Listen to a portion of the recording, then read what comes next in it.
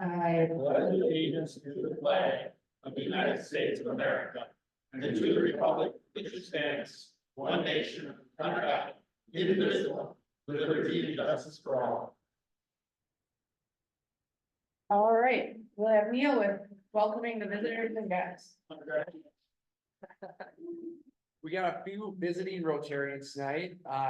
For the sake of time, I'm just gonna say your name and then, well, I won't ask our typical question. We got Justin Bodine, Larry Bodine, and Bud Hammons. Thank you guys for joining our meeting tonight. And then who do we have online?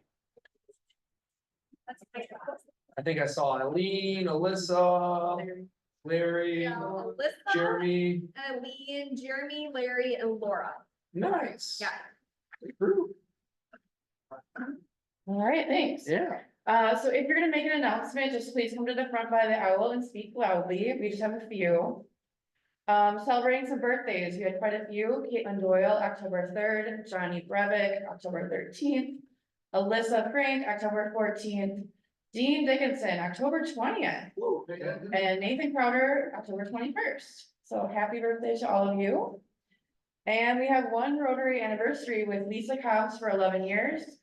Lisa did move up to Alaska. She is already there, but she hasn't joined a new Rotary Club yet, so she's still with us. So thanks for being with us for 11 years. One of the fun things, our Rotary After Hours Member of the Month, and this month was Amy Schmidt. So thank you, Amy. Just a few things. She's a social worker, been in Rotary for 6.5 years. Something you don't know about her is she has always loves helping people get organized and declutter, and now she's turned it into a side gig and follows her favorite seasons. And I see you went to Ferguson, so that is great. This will be posted on our newsletter and on our Rotary Facebook page, so you can read more about Amy. So our next member of the month. Amy, will you use my magic pad and pick a new one? I'll shuffle them up too.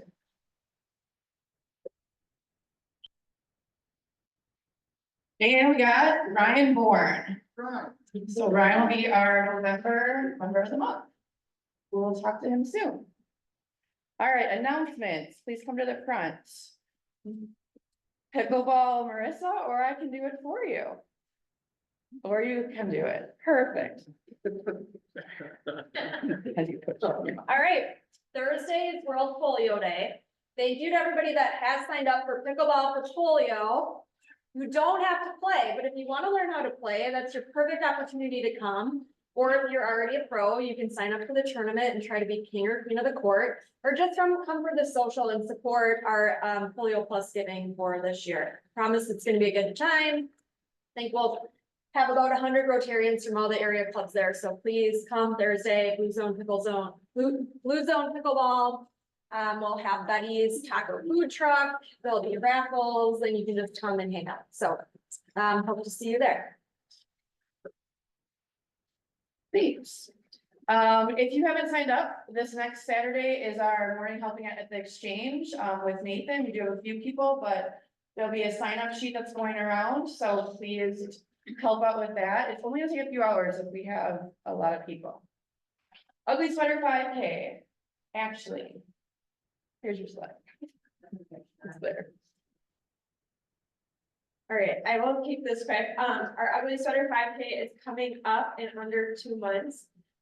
December 7th, it's a Saturday. It's our biggest fundraiser of the year. I will be sending out an email to all of our club members about sponsorships and volunteering. One thing with volunteering, we have a community sign up, which is on our website. There's a separate member sign up, which I will email you, so try and sign up on the right one. Also, if you sign up by early November, you will get an Ugly Sweater t-shirt. So this is last year's. They're usually fun, very comfy, great to wear out. And we're meeting after this meeting, so, great, thank you. All right, and Bill is up with Mexico. You're just gonna do real quick. Quick update on Mexico. For those of you that don't remember, we're going to go visit our friends in Valladolid, Mexico, where we did some water projects a number of years ago. It'll be a little Mexican getaway there right after Valentine's Day for about a week or longer. Here's the update. I have arranged transportation, not flights. You have to get yourself there. But I have arranged black cab transportation to all sites. From the airport in Cancun to the house that I've rented. I've rented a house that will sleep 17 people. You won't all have your own bedroom, but there's plenty of places to stay. On the trip, we'll be taken around by the Rotary Club of Valladolid to see our water projects, have them introduce us to their new projects that they're doing out in the area. And we'll also go over to Chichen Itza and a couple of other of the pyramid areas. If you want more information, see me or email me. Thank you. And just a quick committee updates from the service committee. We are doing something called the Raw Service Award, so Jenny, here you are. Okay, so for third quarter, the service award, she's not here today, but, Angela Simonson, she actually has attended all but one service event during the third quarter. So pretty impressive attendance. And what else? And I think that's all you have. that's all I have. I think. Yep, that's all you got. All right, so thank you, Angie. We'll get you your award. This is just a little plug that Shark Tank is coming up, and if you have your ideas, start thinking about people you can work with to do a project. That'll be coming up in February. And then finally, it is our Around the World Pilots Peter and John presentation. So I will welcome tonight's speaker. And I'll just give a little information. So today's speaker are cousins Peter Tahan and John Hockenfels. They piloted a single piston engine airplane around the world in 2023 to raise awareness and money for Rotary's End Polio Now program. The flight took 90 days and made 37 landings in 19 countries and included 24 fundraisers. Only 702 pilots in history ever achieved this feat, and less than 270 are alive today. Both Peter and John are longtime Rotarians and members of the International Fellowship of Flying Rotarians. They are both recipients of Rotary's two highest honors, Service Above Self and the Service Award for a Polio-Free World. As pilots, they have qualified for the prestigious Circumnavigator Diploma from the Federation Aeronautic International, which is French. Do better than I did. Peter and John departed from Cedar Rapids, Iowa on May 5th, 2023 in their 1977 Cessna T210M airplane and successfully returned home 90 days later on July 30th. Today, Peter and John will share their powerful story of around the world flight to end polio. Welcome, John, and thank you so much for coming. Thank you.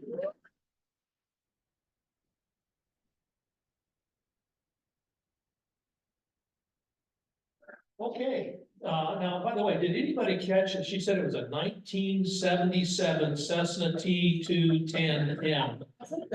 Does anybody realize that's a 47-year-old airplane? And does anybody realize that it still flies really well? At least long enough to get around the world. So, yeah, I mean, trust me, it's not that old. I've had several, I've got one right now that's 80 years old. So, you know, when it catches up, it'll be fun. So anyway, what's the story? Yeah, we flew an airplane around the world. Where did it start? Well, I have to tell you that this was Peter Tehan's dream. In 2018, he decided he wanted to fly his airplane around the world. At that time, he had a Piper airplane, low wing. And he told his wife he wanted to do that. And she looked at him and said, yeah, sure, whatever. Well, he got done, came back about 6 months later, said, dear, I've got it figured out. This will work. We can make it. I can fly the airplane around the world. And he really had been working on it. He really did do a lot of planning. And she looked at him and she's going, no, not a chance in hell. And so they had a discussion. At the end of the discussion was fine. You can do it, but you got to take somebody with you. You got to find somebody as crazy as you are. You can't go. Well, his wife is my cousin. And that's how we know each other. And so he gave me a call, invited me to come down, or invited himself to come down to my office, and we sat and talked for a few hours. And at the end of it, he talk about the flight and all the stuff he's gonna do and whatever. He looks across the desk and he says, you know, you can join me if you want to. Now, how many people in the room would be ready for a question like that? You could join me if you want to fly a single engine airplane around the world. Even most pilots wouldn't answer that one. And I can tell you that little Snoopy dog inside of me was jumping up and down on top of the doghouse and turning somersaults and, hey, this is exciting, let's go have fun. But that much older, much more refined gentleman on the outside that's been around the block at least once, was going, you know, what could go wrong? And the answer was, of course, a lot. So I told him I'd get back to him, and it really did take me almost 2 weeks before I finally said, okay, let's do this. Now, what's the first thing I did? Oh, yeah, I went out and researched everything I could by talking to a higher power. And once that was another pilot, by the way, and once I finally figured out that this was doable, I talked to the highest power. Yeah, that's my wife. And because I wasn't about to approach her with this subject about flying an airplane around the world till I was sure I wanted to do it myself. And because there's a lot of issues. So that's the start, that's how it happened. And so we announced the flight at the Rotary International Convention in Hamburg, Germany. One of the last sections was a breakout section on raising money, the fundraisers for polio eradication. And I was also one of the last ones to get up and talk about what I was gonna do. And I told them that I told them that we all know that we all talk about polio being just one airplane right away. How many of you have heard that for years, you know, just one airplane right away? And then we countered with, we're gonna do the airplane ride, the flight to end polio. We're gonna fly this airplane around the world. Now, there was 2 past international presidents and a couple of directors, and other people sitting up there at the front of the room. They all had the same expression on their face of, yeah, right, you know, kind of like Janet. So, we got down with all that. We started our planning, we did our trip, or we did our planning. And our first flight was scheduled to be the 24th of March, 2020. It was bad timing, because 10 days before our departure date, after we've already spent a year planning all of the visas, all of the hotels, all of the fuel. We had to buy gasoline and have it staged in areas around the world for us because they don't have aviation gas in the majority of the world, believe it or not. And so we had visas for everything. We modified the airplane extensively, special radios, special fuel system, extra gas. And oh yeah, a lot of federal permits had to be arranged. So that was all done. 10 days before the trip, we pulled the plug. But then we'll do it in the spring and the fall. That didn't happen. Well, in the spring of 21. Well, the world didn't open up in 21. It was still down. So, 22 rolls around and the world opened up and we're going at it again. We're making plans. We're getting the airplane ready. We're starting to do the visas again and all that. Minor incident happened over in Europe. This kind of big guy, Russia, invaded this kind of little guy, Ukraine. And the net result of all that was that all of the NATO countries were evicted from Russia. Well, obviously, the United States is a NATO country, big and proud. But what that meant to us is that killed our dream for the flight. We could not do the flight because Peter's airplane couldn't carry enough gas without going through Russia. The reason that works is that as you look at the east coast of Russia, Russia goes up and makes this big hook to the east. Guess what? The west coast of Alaska does the opposite. It goes up, makes this big hook to the west. From Anadromeda, Russia to Nome, Alaska is a flight time of 3 hours in a single engine airplane with 1 hour over the Bering Strait. And that's how you cross the Pacific Ocean. Crossing the Pacific Ocean was the only determining factor of whether or not this could be done. And we were shot down. We couldn't do it with that airplane because the airplane just didn't have enough power, didn't have enough weight capacity to lift the fuel load that we were going to need to do this. So we were down again. We were down, we kind of moved around for a couple months and decided, now let's see what happens. Well, what happened is that we found out that there's another airplane that can do it. It's called a Cessna 210. Now, Peter had owned his airplane for 35 years. He's very familiar with it. He had over 4,500 hours flying time in it. What y'all don't know is I owned the Cessna T210M for 28 years. And I had 3,800 hours of flying time in that. And I knew what it would do and what its capacity was, and it'll carry the load. So we did some research, we started doing things, we started looking for an airplane, we found out we could do it. And on October 2nd of 2022, we took possession of a Cessna 210. That was after I spent 6 weeks in inspections and repairs and everything else. And then we launched our flight on May 5th of 2023. Okay, May 5th of last year. We're gone for 3 months. And the time we had the airplane before we left, it spent 80% of its time in a shop, being modified, worked on, fixed. We didn't get a lot of training in it, is what we're saying, and there's a lot of things were different. And so as we went around the world, we found things that didn't work like they should have. Things that broke when we didn't really want them to, but overall the airplane flew great. So that's the basis we're gonna start with. Now, when we started talking about this, we decided we're gonna make this a fundraiser for Rotary, because we're both in Rotary. And I've been involved with polio eradication in Rotary since 1986. My very first meeting in Rotary, that's what we discussed, and I've been there since. The discussion we had lasted less than a couple minutes. Yeah, let's just do it as a fundraiser for Rotary and do it for polio eradication. Okay, we can do that. Well, we decided we had to set a goal.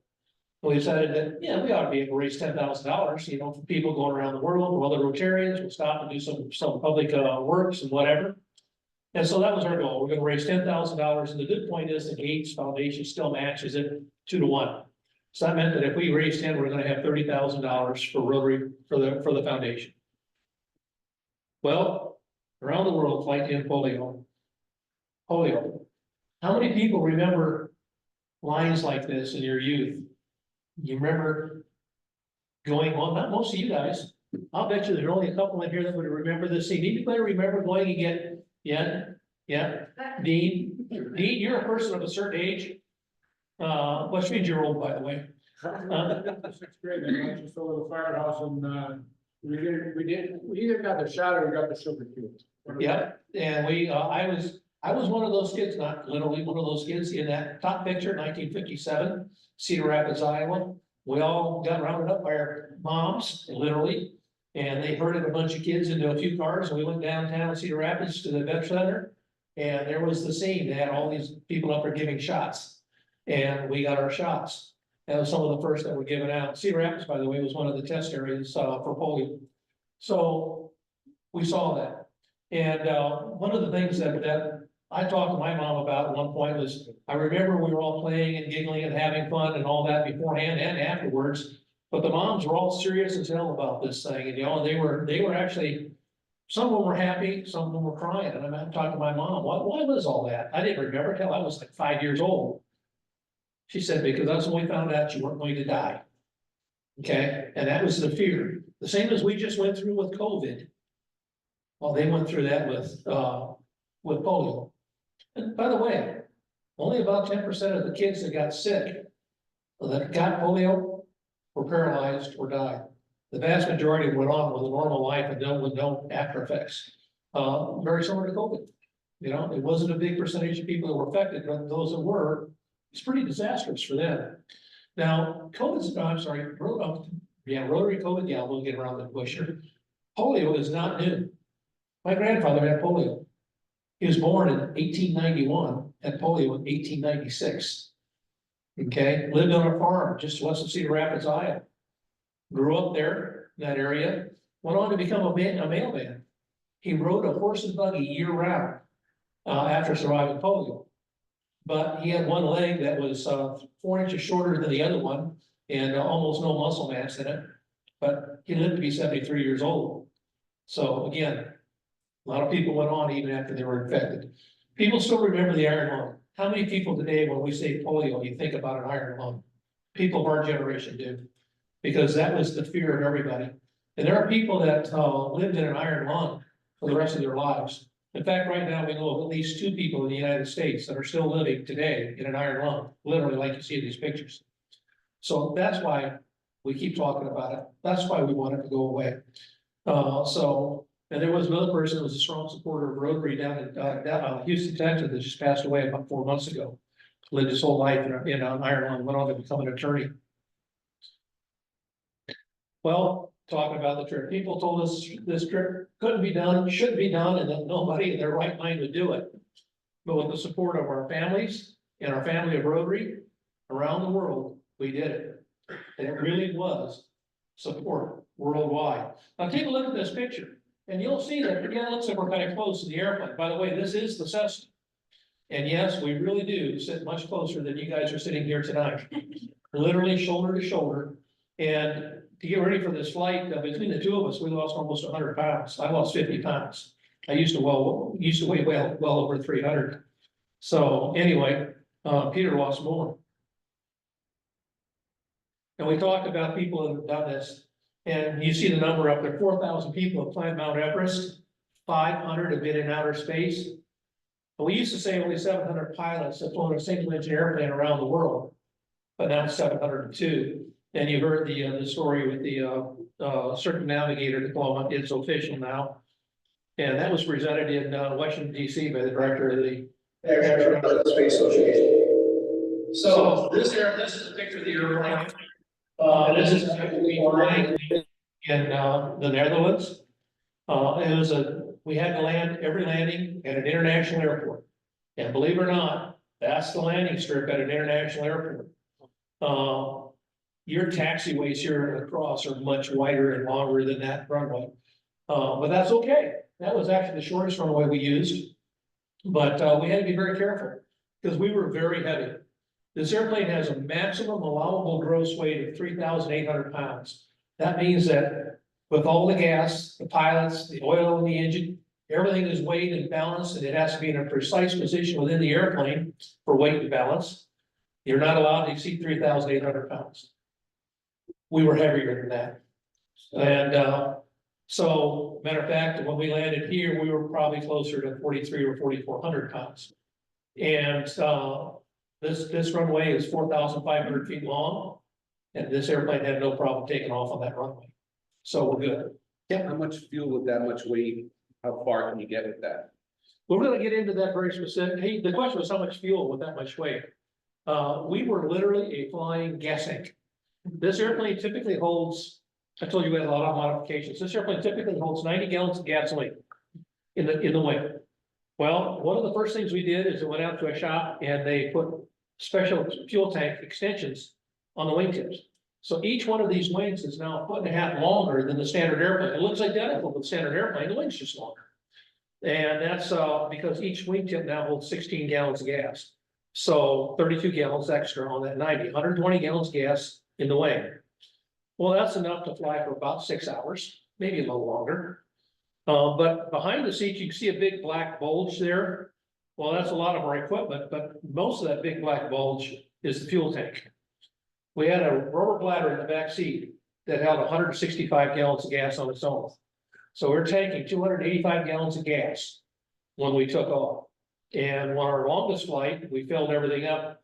We took everything out of the airplane except for the gas tanks and some of what we needed to get back home and ship the rest of it out. We shipped stuff home about 3 or 4 times on this flight to keep the weight down. So we'll get into that. Well, I'll tell you right now, maximum allowable gross weight is 3,800 pounds. When we took off on our longest flight, we were weighing out at just over 4,800 pounds. We were 1,000 pounds, a half a ton, over the maximum allowable weight of the airplane. But it's okay because we had a permit to ignore the laws of gravity. This is our office. This airplane has been updated several times since it was built. And this is an entirely electronic panel. Everything in there is a series of computers, basically. But, and by the way, this is what I flew up here tonight. If you start with the stuff on the left, that square on the left, the left half of that is actually called our attitude indicator or our heads-up display. And that tells us the attitude of the airplane. Are we pointed up? Are we pointed sideways? How fast are we going? How high are we? What's our rate of climb? What's the crosswind corrections? All of that information is on that panel.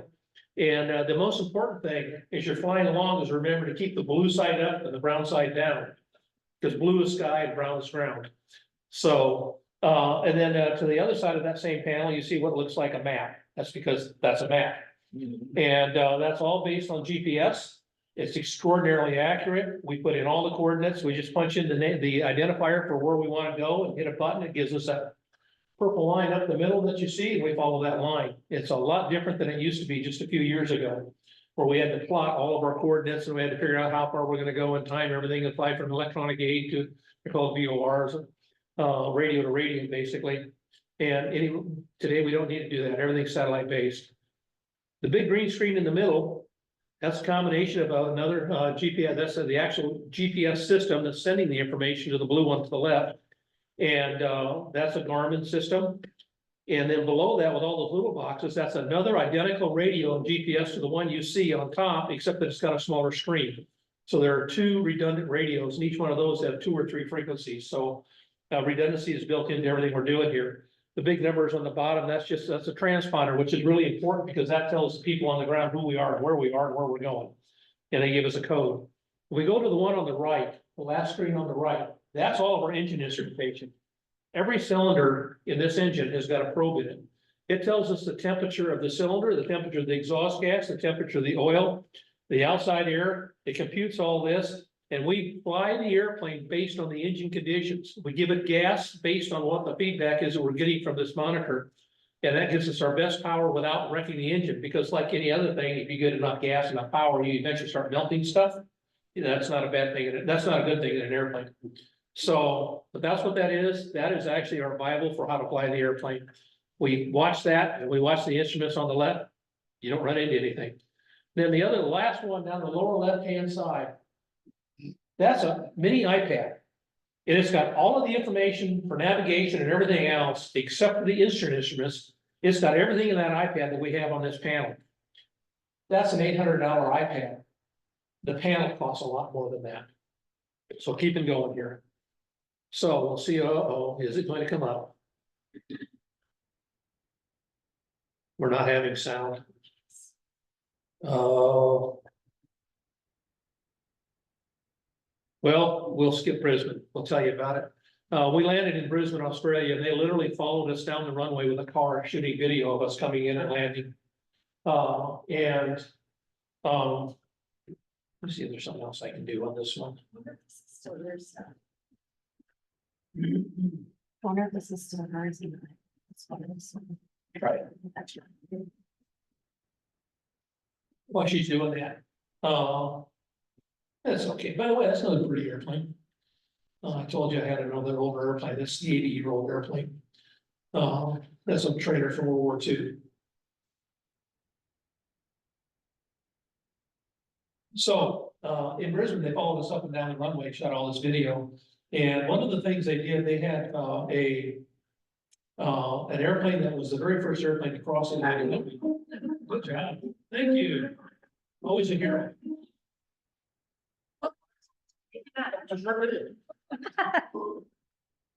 By yourself, you better find somebody else as crazy as you to go on this flight. 39 stops around the world. In 21 different countries. We did all of our planning.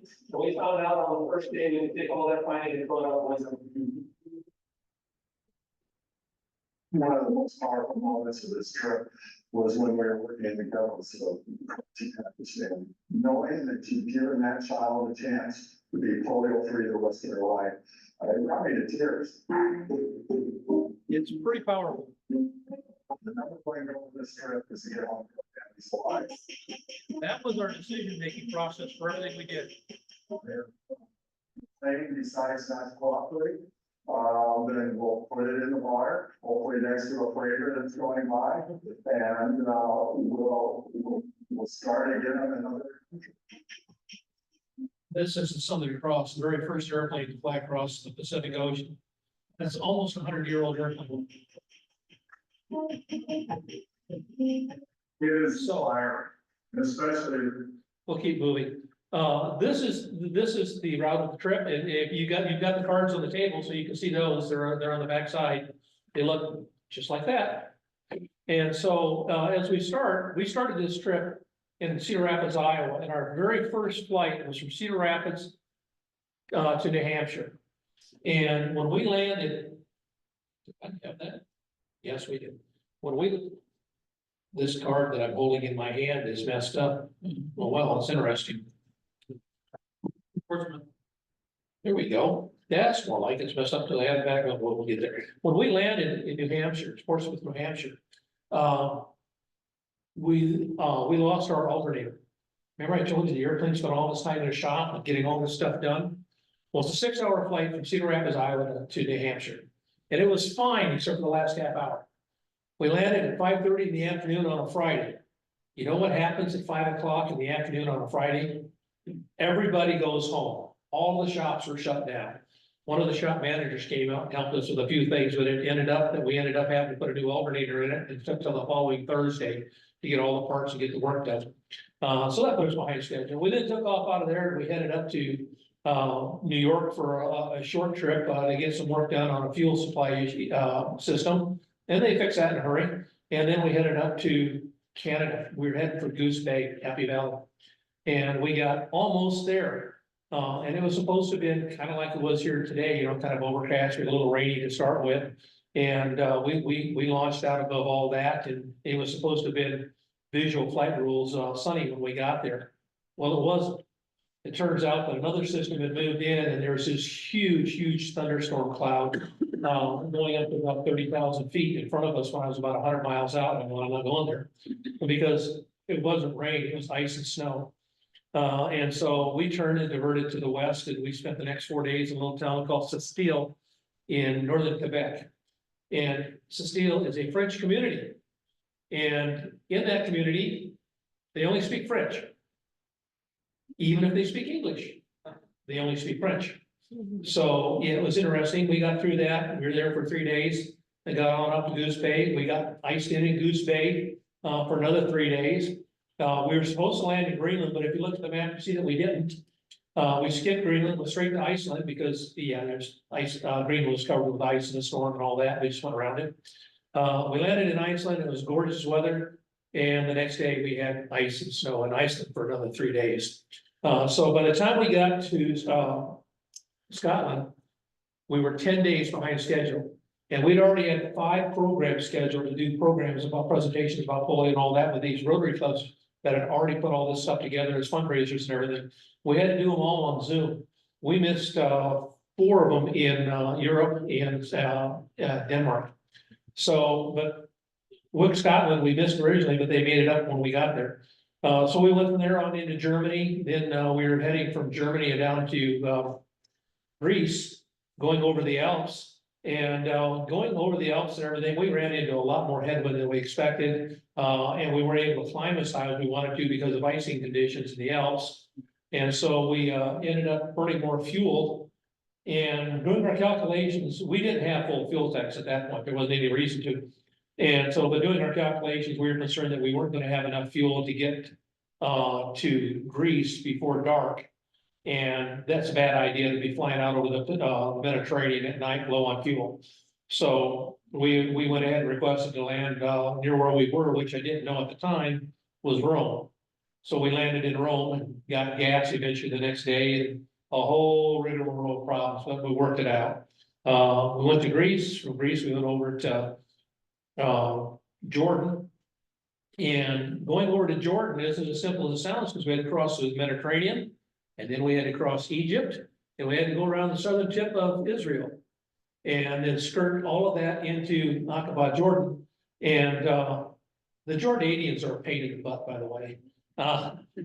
Bright sunny day, you could see forever and ever, and they made us do a full-on instrument approach. Go out, turn about a point, all the instruments set up. Normally you just fly right to the end of the runway. But no, they were adamant, you can't do that. You're on an IFR flight plan, and therefore you have to do this. No, we don't. But it's their rules, you fly their house, you know. And so there's a story behind that I'll tell you about later if you get a chance. So we eventually got out of Jordan and we had to cross Saudi Arabia. It's nonstop from one side of Saudi Arabia to the other. And on the western side of Saudi Arabia, all you see is sand, lots and lots of sand. You know, you can't overstate the fact that there's nothing in Saudi Arabia but sand on the western side until you get to the eastern side.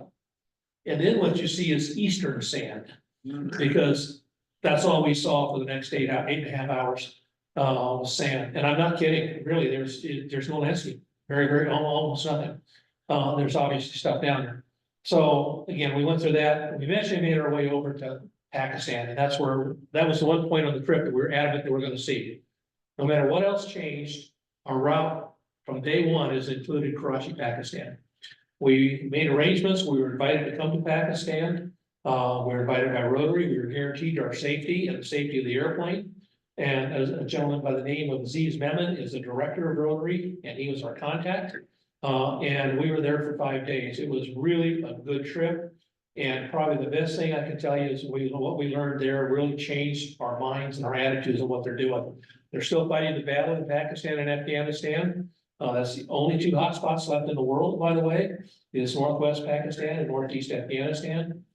But it really is a war zone, and it really is a problem. And it really is, it's regressing. You're having more and more cases instead of less cases. The Taliban is clamped down. They will not let people go door to door anymore to do vaccinations. And in fact, they won't let anybody working with any, non-government entity. So Rotary and all these, not allowed. So that's a problem. But they're working on it. Well, after we got through that, we went to India. We spent 4 days in India. One of the problems we had in India right off the bat was when we landed exactly at our time scheduled on 4:30 on a Friday afternoon. And we had arranged to have 3 55-gallon drums of gasoline waiting to meet us at the airport in Nagpur, India, again, the international airport. We had landed at international airports, and guess what they don't have at international airports? Piston-powered airplanes. Everything's jets and turbines. So since they don't have piston-powered airplanes, they had no gasoline. And that's that way around the world from there. So we made arrangements.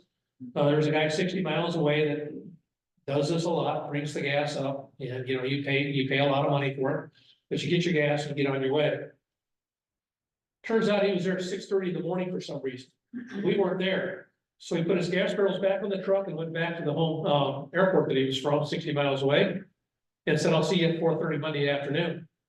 Well, Monday morning, we had to be in southern India, and he wasn't coming back. We couldn't do it on Saturday because Saturday is bank holiday with India, every other Saturday. So we got on Air India, and we made the rest of the flight around India and Sri Lanka on a commercial airliner, and we made 5 stops. The Indians were very, very passionate, very good people, very, very good to work with for Rotary. And so we finally got down to the bottom there, Sri Lanka, and we had to turn around and take the airliner back up to Nagpur. Our gas was there. The next morning, in the thunderstorm, we finally got everything ready. We left, and we flew right back down to Sri Lanka, where we'd just come from, because that's where our next fuel supply was. We jumped from there across. So by the way, when we were in India, Peter got sick. Peter ended up in the hospital in Goa, India, for 3 days. He had a very severe case of Giardia, which is a nasty parasite. Matter of fact, they put him initially in the emergency room, then into isolation for 3 days. And while he was there, I went ahead and went on over to the other place, Chennai, India, and did the program there. And while Peter was in the hospital, the Rotarians from Goa, India, took care of it. They made sure he had everything he needed. They made sure he had computer access, and that he had Wi-Fi access, and that anything else he needed as far as any special medications. They made sure it all happened. And somebody was there to see him from time to time. Well, we made our way down through Surabaya. We were supposed to go to Bali, but they didn't have gas, and ended up in Darwin, Australia. And this is where things got really interesting, because in Darwin, Australia, we almost went to jail. Turns out that the customs agents in Darwin didn't know we were coming, supposedly, even though we had emails from the guys in the control tower inviting us up for a tour of the control tower the day before. So, but yes, fortunately, it was all resolved amicably, because we landed at like 11:30 at night. And yeah, there was one lady that was just pretty positive that we were going to jail that night. Peter, in fact, ended up going to the hospital again the next day in Darwin. He spent 8 hours in the emergency room. They signed him off, and we headed down eventually 2 days later to Cairns, Australia. We got to Cairns, did the program, beautiful city of Cairns, really nice area. Australia is wonderful on the East Coast. And so you'll see a little dot there from Cairns. Peter stayed 7 more days in the hospital for the same thing. And so he was, this time he was in isolation. They wouldn't even come in his room, except for one nurse. And again, I left Peter and abandoned him and went on my way. And I had to take the airplane while he was in Canada. I had to take the airplane down to a little town called Toowoomba, just a little bit west of Brisbane. Because the airplane was going into the shop to be worked on.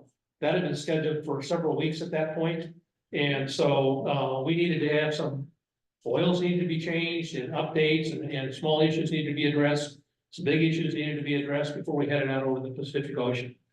So we finally got back together and we launched out of Brisbane. Our first stop was New Caledonia, another French community. From New Caledonia to Fiji. From Fiji, we went, and by the way, all these hops across the Pacific average between 7 and 8 hours between each one of them. So we take off, we didn't talk to anybody for 7 or 8 hours.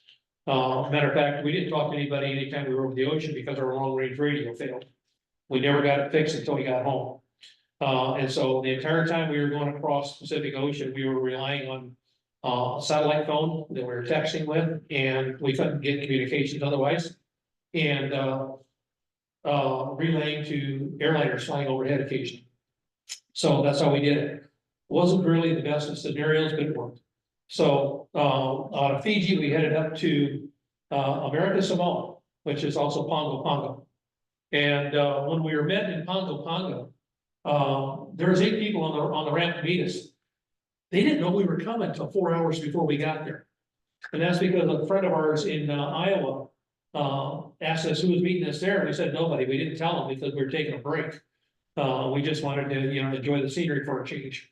And anyway, when we got there, he'd already had it arranged. There was the whole Rotary Club. So, and they were excited. We felt bad. We should have told them. But anyway, we left Pongo Pongo to go to Honolulu. Now, the trip from Pongo Pongo to Honolulu was supposed to be 8 hours to Christmas Island, and then 8 hours from Christmas Island to Honolulu eventually. Unfortunately, there was no gas in Christmas Island. The boat never made it. The boat almost didn't make it to Pongo Pongo. It got there 2 days ahead of us, and we had to wait for 4 more days after we got there for the gas to come out of customs. So yeah, it was a problem. 4 55-gallon drums. We needed it. So that's the end of that story. We moved on, got to Pongo Pongo. We launched directly to Honolulu from Pongo Pongo. It's 2,400 miles. And it ended up being 18 hours flying time from the time we took off at 4 o'clock in the morning. We lined up on the end of the runway, very similar to your runways here, really nice airport, except that the control tower was closed and there wasn't anybody there. And we were talking, whenever they would go through to a control room on another airport 30 miles away. We took off, got high enough to get him on the radio, told him we had just departed. He confirmed that. Started to give us a squawk code that goes into that transponder I was talking about, so they know who we are, where we are. And he never got back to us. We went around the edge of the mountain to that block of radio reception for the next 18 hours until we got 60 miles from Honolulu. We didn't talk to a person over the Pacific Ocean. That was fun. 2 days later, we left Hawaii and launched for Oakland, California. This time it was only 15 hours. So we had over 35 hours of flying time in 2 days. So it gets tiring. And the rest of it is just California to Denver, back home. We landed when we were supposed to. So that's the trip. I had to kind of go through that in a hurry. I took too much time. This is what's kind of interesting. This is some tallies that we finally got. Number of people that have flown around the world, 461. And since flights with a crew 318, we were one of those because there's 2 of us. Solo pilots did it by themselves, 143, 431 men, 32 women. Single engine aircraft, 246. That's us. Most common brands and all that, but here's the big deal. Cessna 210, there's only been 17 that did it. But out of all of the ones that did it, that went the southern route, only 30 airplanes went the southern route that we did. All the rest of them went up through Russia. That's what everybody does. Because you can't make it unless you happen to have the right airplane. So we were fortunate there. And we were also fortunate that nothing came apart as we were over the middle of the Pacific. Uh-oh. There we go. I don't know what I just did. I'll fix it. Okay, 90 days in the trip, 24 fundraisers, 30,000 miles. 2 pilots, 1 airplane, and 1 engine, 1 propeller. Like I said, 37 landings, 19 countries, and 180 hours of flying time. That's almost a full-time job. So we did it all. Now, what did we raise? We told you we wanted to raise $10,000. Yeah, we missed it. We raised over 700 and some $1,000, and with the Gates match, it's over 2 million. That actually came in, and that's being verified by RI, by the Rotary Foundation. So we had an opportunity to meet with the Director of Finance and somebody we were having dinner with her a few weeks ago, and a big event that we're doing in Evanston. And somebody sitting next to her asked Peter how much we raised, and he said, well, we think it's about $2 million here, as we can tell. And she looked up and she said, it's actually more than that. So good to hear that, because we don't get an accounting of it, we just have to go on what we're seeing. But more importantly than the money, or as important as the money, is the awareness. Doing things like talking to you here tonight, letting you know what's really going on with polio eradication. That's what it's all about. Now, one of the things I told you is that we started this as a personal flight. You know, we're gonna pay for everything, we're just gonna go do it ourselves. We decided to turn it into a fundraiser. So because of that, when we did the flight, Peter and I paid for 100% of all of the costs associated with the flight. Rotary didn't pay a dime, we didn't take a dime from anybody's donations. Because when I started talking about this, I remember Decorah, Iowa, when we were first talking about what we're gonna do. Somebody in the back stood up and says, now, how are you doing this? He said, that seems like a pretty natural way to pay for your flight. You just do this fundraiser, you use all your money to pay for the flight, whatever's left over, you give to Rotary. And we said, no, that's not the way we're doing it. We were gonna do it this way to start with, and we still do today. And in fact, we still pay for all of our travel and everything we're doing to come, like, do your presentation tonight. So we have a few clubs that offer to kick in for room occasion and all that, and we appreciate that, we don't turn it down, that's fine. Now, we told you we went across May 19th, Goose Bay, 8 hours and 8 minutes, that's what they have a flight aware, it was actually over 9 hours. There's what the best dressed pilots wear when you're crossing the Pacific, the Atlantic Ocean. Those are survival suits, and they're made to where if you go down in the water with all the icebergs, and there were a lot, it was really nasty. I mean, we talked about all the ice and everything, it was wintertime. But you can live in that environment for several hours in these suits. And we had a full-on survival system, we had a really good raft, all kinds of radios in the raft and other places. Our first near issue was Brisbane to New Caledonia. We just left Brisbane, and that's that squiggly line on top. We're going around thunderstorms, we're trying to climb. Like I said, we're very, very heavy at this point. The airplane only climbs 250 feet a minute with all that weight in it. And so we finally got up to 11,000 feet, which is where we were for most of the time, because we don't have to wear oxygen. And we got out there, and you remember that alternator we talked about? It had a problem. Turns out that whoever put the nut on the end of the wire that goes to the alternator from the battery didn't secure it tight enough, and it came loose. And when you have high voltage wires come loose and they're on a brass stud, they vibrate, which creates friction, which creates heat. And well, it also creates a hell of a big amp draw, which creates heat. And it melted the wire, and we lost our alternator again. Fortunately, we have a backup alternator in the airplane. It's only about a third of the size of the big one, but that meant we turned around and went back to Brisbane. Now, I think I'm gonna skip this. I'm gonna give up a little time here. We told you about Pongo, over 18 hours. This is the fuel that we're talking about. This is in Pongo. And, we had to ship this gas into New Zealand, we've been waiting here in Pongo for 3 days now for it. And it cost us roughly $3,000 each barrel of gas. If I was doing this in the United States, 200 gallons of gas, and roughly 900 sometimes. And everything works out right, we should have 8 gallons left over. You know, to get the year. When we open one of these trucks of fuel, we only 100% of the gas, so we use it all the time. Yeah, that was the fuel we're gonna have left over that we weren't gonna be able to put in the tank. Now the fuel we had left over when we got there. So the remaining 10 gallons, we're gonna have trouble pumping, so it's $40. There's a filter in the bottom of that funnel. Barrel. And this bag holds roughly. That's the bag. 60 gallons of gas. And we'll be burning somewhere in the area of 14 gallons an hour average, maybe 15 as we head to Hawaii. Our goal, our flight time is gonna be roughly 16 hours, and we'll have enough time to fly this to Hawaii and still have several hours of usable fuel left. We do only have 160 gallons in this bag, and we have another 120 gallons in the way. So we are actually tanking 280 gallons of gasoline when we leave here. As you can see, the rest of the airplane is very empty compared to what it has in the past. This year, almost everything that we do not need to have witness all already in order to lighten the slope. What happened on 27 October 1977? It was the last known case of smallpox in the world. It's the only virus mankind's ever eliminated. When are we gonna see the last case of polio? Well, we thought it was gonna be a long time ago. It's still here and getting worse. Now, how many people here still, hear the story? Do you hope we're gonna see the end of polio? How many people hope we're gonna see the end of polio? Most of us do. Well, I gotta tell you that kind of changed for us, because when we got to Karachi, Pakistan, the first thing we got the next morning was a really, really great briefing from the team from Rotary International, World Health Organization, and UNICEF, and that's the team that does all this stuff.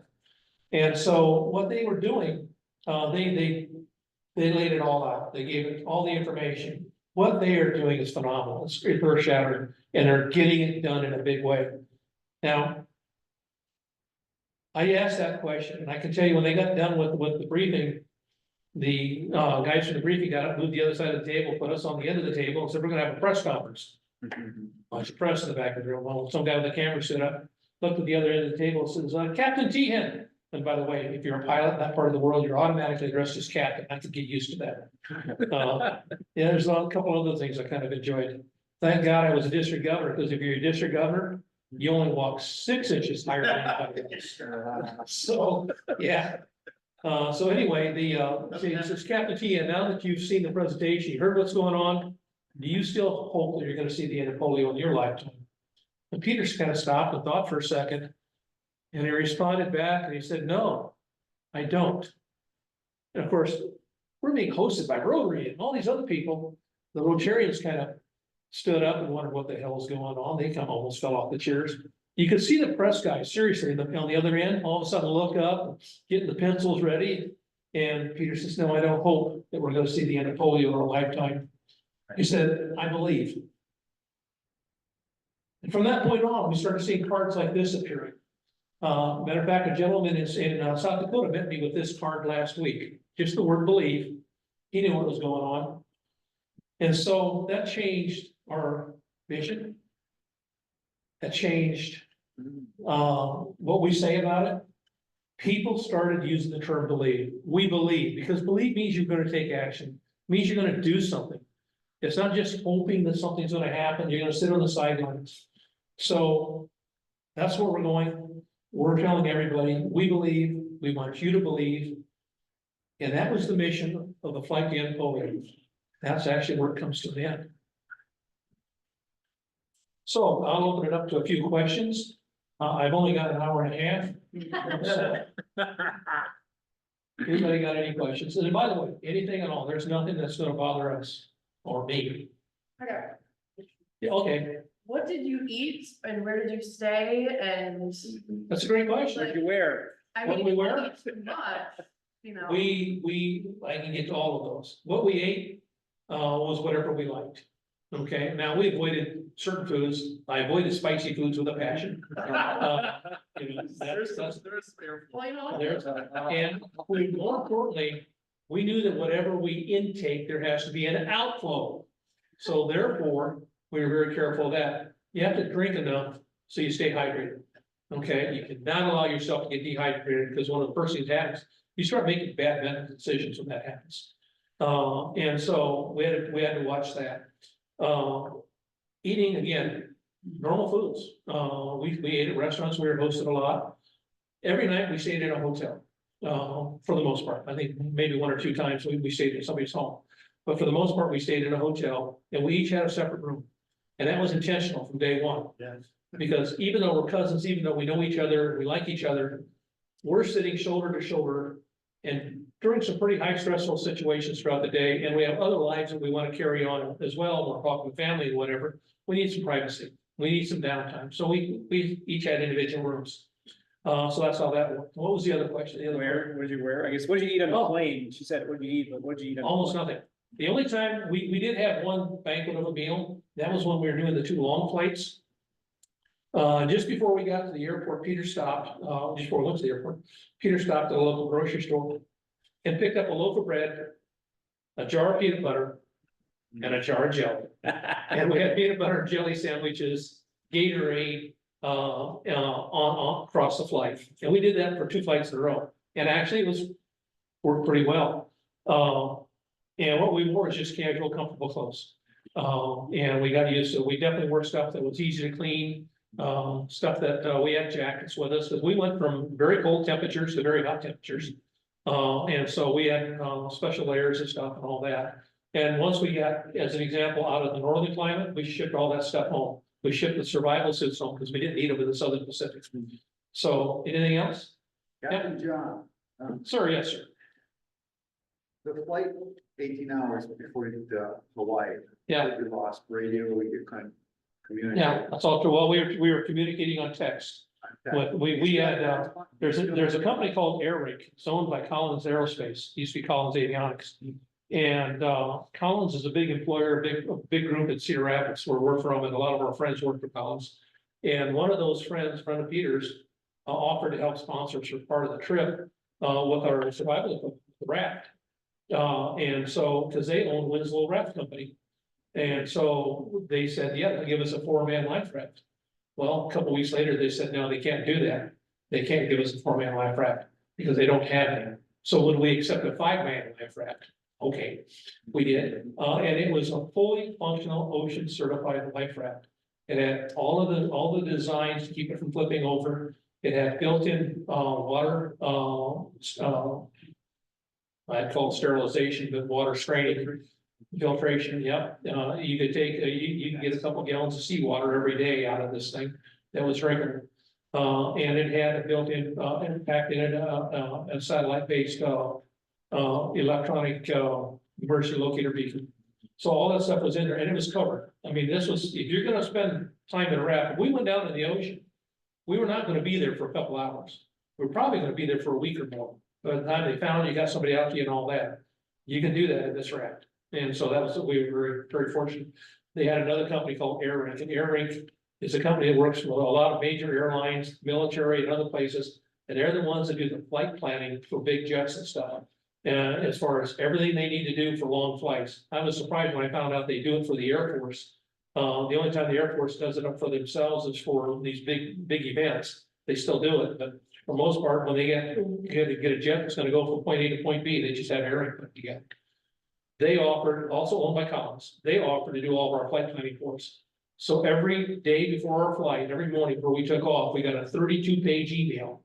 We only needed 3 pages of it because we're not a 4-engine jet. But they had the route, they had the weather, they had all the radio frequencies, all the planning, and any issues that we might find along the way. And they filed that. They filed all of our flight planning for us. And so we just had to fly the air. It was wonderful. It was I assume there was multiple duties for both of you in the cockpit on a regular basis. How did you flip chairs every link, or how did you split the duties of what was happening? We didn't. Peter made the first takeoff in the airplane. Peter only had 20 hours total flying time in this airplane. And he was used to a completely different airplane. I was the same way in his airplane. I only had about 25 hours flying time in his airplane. And this airplane, when we first took off out of Cedar Rapids, was way too heavy to the rear. It was very difficult to fly. And because it was so grossly overloaded all of the time, it was difficult to maintain altitude. Heading wasn't too bad, but the other problem was the autopilot broke in Canada. I was doing all the flying at this point. Peter was doing all the navigation, all the communication, tracking everything. And when I said we were doing position reports, well, we were doing position reports every 15 minutes going across the ocean, sending them out back to AirRig.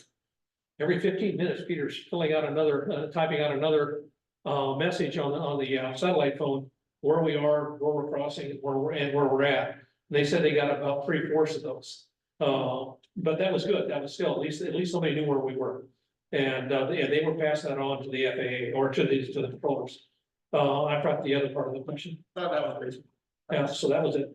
But all the pictures, Peter was left seat. Those were taken before we left Iowa City. Yeah, that was just people, when the bus showed up, Peter got in the left seat.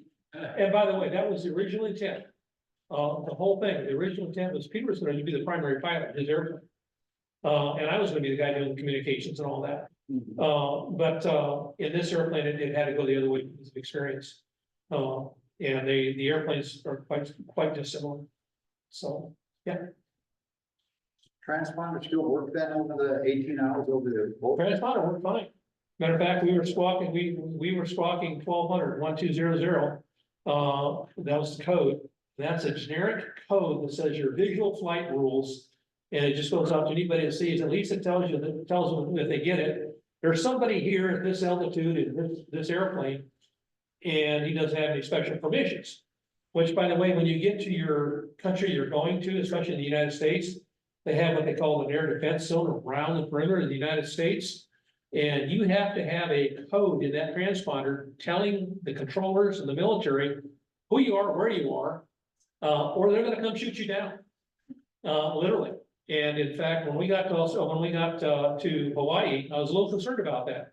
They figured it out. They didn't know. So I'm taking up a lot of time. It's now already 20 after 7, so I don't want to hold everybody up. So, interesting conversation. So How cold was it up in the air when you were flying? anywhere from 10 degrees below zero to 110. We had, of course, up in Canada was the coldest. And that was because we were at that time, we were at 13,500 feet. And it gets colder as you go higher, substantially colder as you go higher. As a matter of fact, when you're up in the jet levels, it's not at all uncommon to be 80 to 90 degrees below zero at 30,000 feet.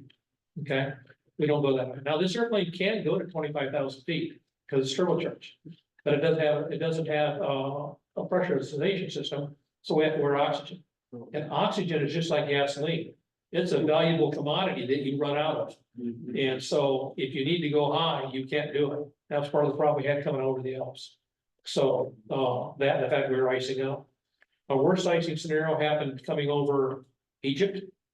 Yeah, it sounds strange, doesn't it? We're over the middle of the desert and we're packing ice onto the wings of the airplane.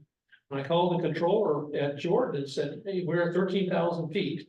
And I called the controller in Jordan and said, hey, we have to descend because we're getting ice. And ice can be bad over time. It gets heavy, it distorts the wing, it distorts the airflow over the wing. It's the biggest problem. And we've got anti-ice in the windshield and anti-ice in the propeller, so we still have power for the propeller. But anyway, we were already heavy, so that's not a good thing. And told him we need to descend out of the ice, and he said no. That's the last thing you want to hear from a controller. They always say something like unable, or yeah, we'll work something out, or we'll get back to you. He just said no. He said, you can't descend till you cross the border into Jordan. Okay, so we go along another few minutes, another maybe up to 10 minutes. And we're getting more ice. I can see it building up, but we're still flying okay. And we call him again, so we really should descend. And he said, no, not till you cross the border. They have an agreement with Egypt.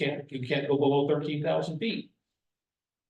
So we gave him a few more minutes and looked at Peter and said, well, Peter, next transmission is we're gonna tell him we are descending. And we'll deal with it on the ground, because I'd rather go down while we have control than wait till we ice up. It wasn't more than a minute after that, and all of a sudden we flew out the side of the cloud and everything was bright blue and warm. And the ice melted immediately. And when we landed in Jordan, it was 110 degrees in the ground. But we were in ice just before that. I quit. Thank you very much for coming here and sharing the story with us. Thank you. Postscript to all of this is that your plane is just 2 years older than the genesis of the Polio Plus campaign, which was launched in the mind of a guy by the name of Polio back in 1979. He envisioned the idea, along with a guy by the name of John Nevers, who was the American, well, he was a research scientist and a district governor and a friend of Salomon Sabin. And when he was asked if we could eradicate another infectious disease, what would it be? And his response to Clement was, let's take on polio. That was in 1979. So it's just 2 years younger than your plane. The bottom line on this is that if we stop with the polio eradication effort, and we've immunized 30 billion children, over those 34 years that we've been involved in this. But if we stop it, within 10 years, over 200,000 kids will contract polio, mostly kids will contract polio. Almost always kids. That's a road we can't go down. We can't go down. It's very easy for us to live in this, area where we don't have to worry too much about polio. But we cannot, turn our backs on all the children of the world that suffer from this thing. And those of us who've been to India, Africa, whatever, we can see the victims of polio. So John, I want to thank you very much for making us aware, increasing our awareness of, and then more especially for the work that you and your partner have done, in raising the funds that will help us continue this campaign. Thank you, appreciate it.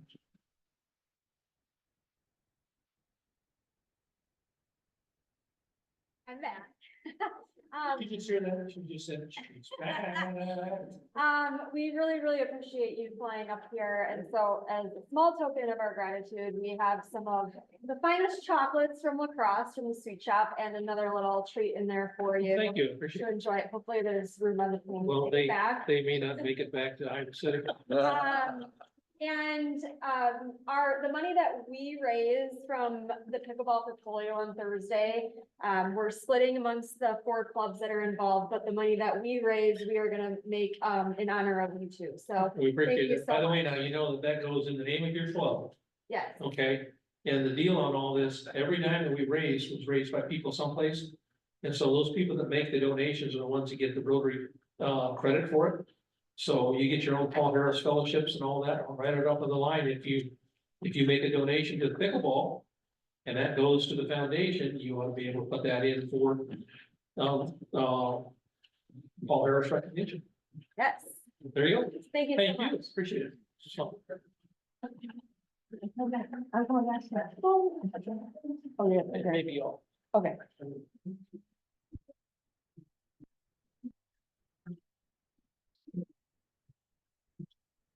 Very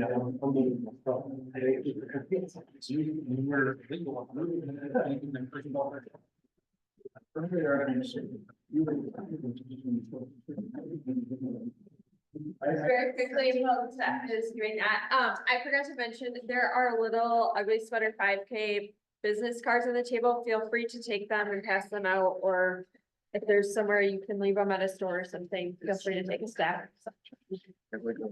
Okay, so then we're almost done with the meeting, so normally I've been ending every meeting with a quote, and I really like and appreciate this one from both of you. Just, like showing that anything is possible, so I think this is a great reminder, so kind of take that with you this week. And again, any of the matches that we make this week, I hope you all come on Thursday, just so that you can, oh, I'm not on there.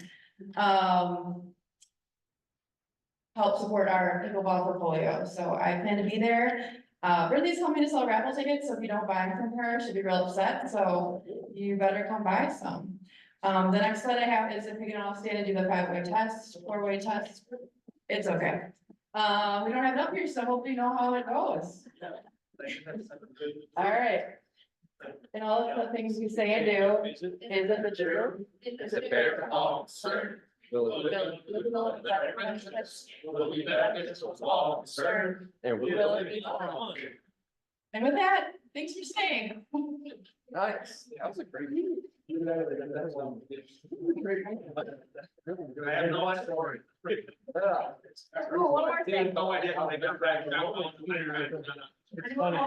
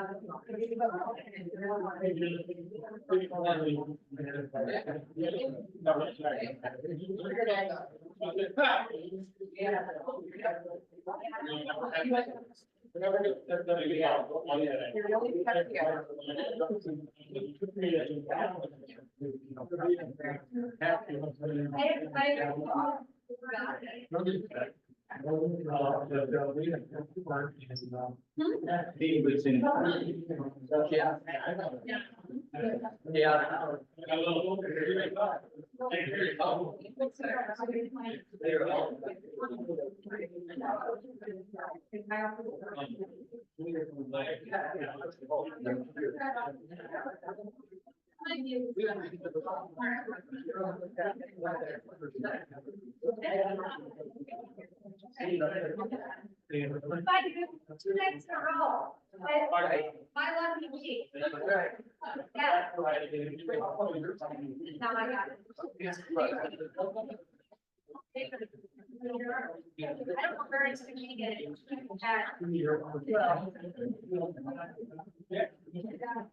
All right, I am taking care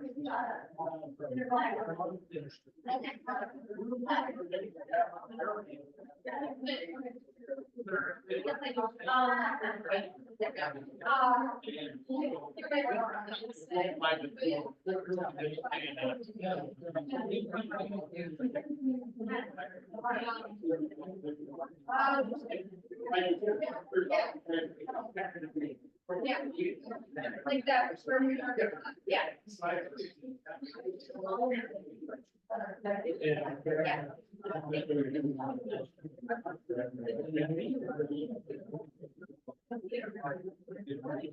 Yeah, it's cool. Yeah.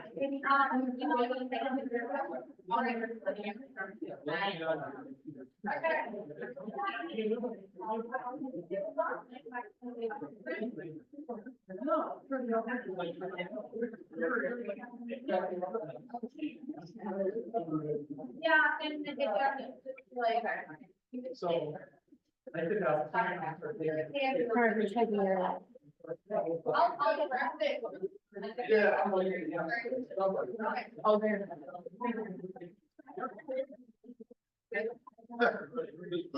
It's a 68. Got it.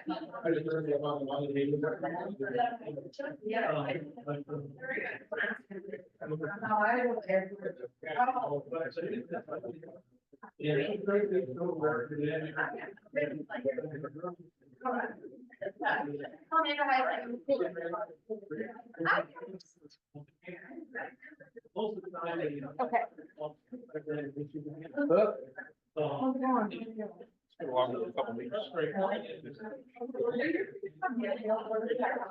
No, I mean, it's all right. You tell them? Yeah, no, I'm getting certified. New time? What was your deal? By 3. Okay.